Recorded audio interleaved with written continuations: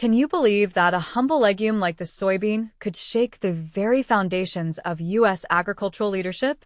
This autumn, American farmers are watching in distress as mountains of unsold soybeans pile up.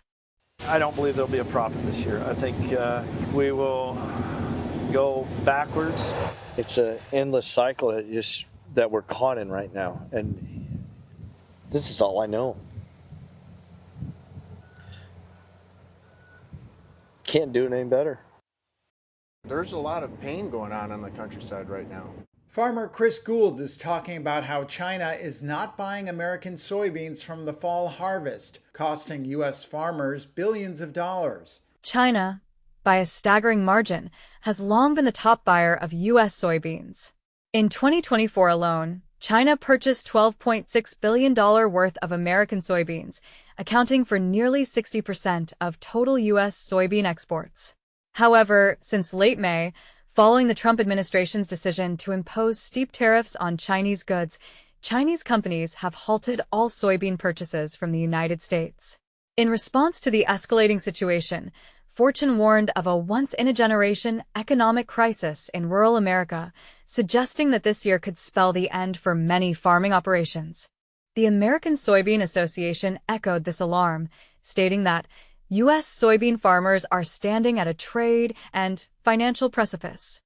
Illinois soybean farmer Gaffner voiced a deeper fear. Once we lose China, we may never get it back again.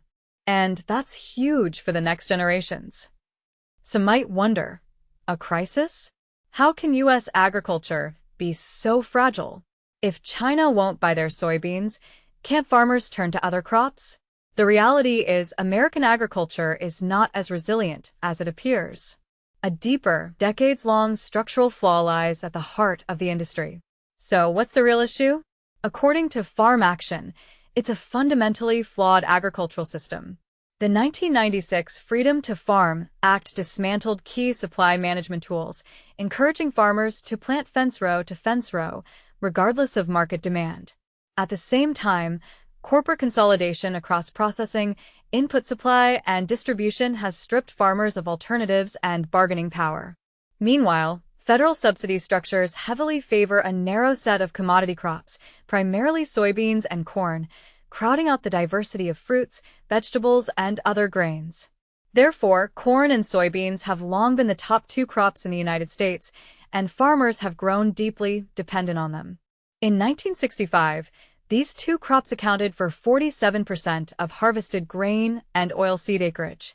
By 2022, that figure had climbed to 74%. Both are indispensable to the U.S. economy and the agricultural sector.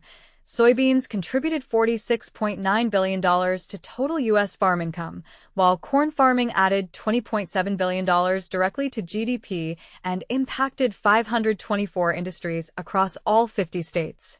Now, both crops are grappling with severe overproduction.